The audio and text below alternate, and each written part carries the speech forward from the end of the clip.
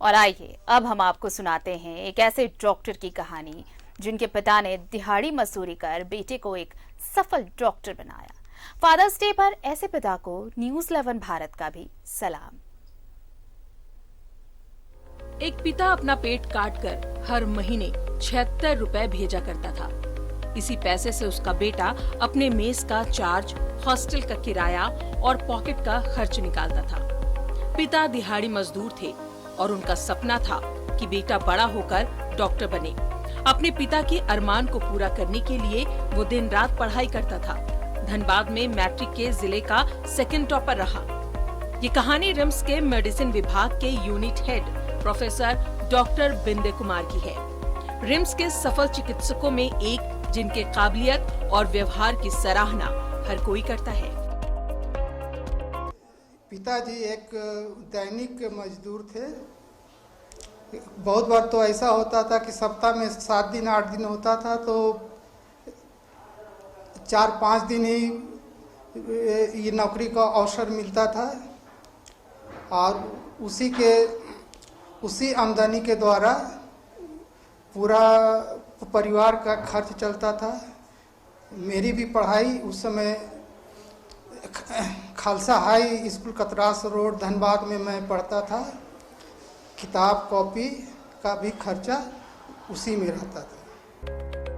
Doctor Binde Kumar की 2 बेटी है।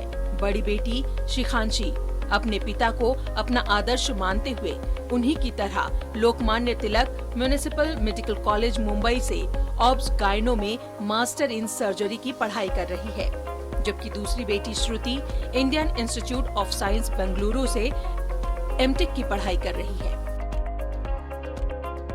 बचपन से पापा ने हमेशा बताया है हमें कि उन्होंने कितने कठिनाइयों का सामना करके पढ़ाई की। उनका 10th का 12th का एग्ज़ाम उन्होंने घर पे इतनी कठिनाइयाँ होने के बावजूद टॉप किया अपने डिस्ट्रिक्ट में। तो उसके बाद पटना गए, वहाँ भी हर चीज़ में एक्सेल किया है। तो हमें बहुत ही गर्व महसूस होता है ऐसे घर से और इस पीढ़ी को बढ़ाने के लिए।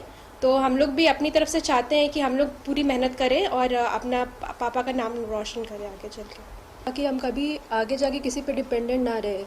तो इसी दिशा पे मैं और मेरी बहन हमेशा हम अच्छे से पढ़ाई करते थे और हमने कभी ऐसा महसूस नहीं किया कि हमें घर से सपोर्ट नहीं है।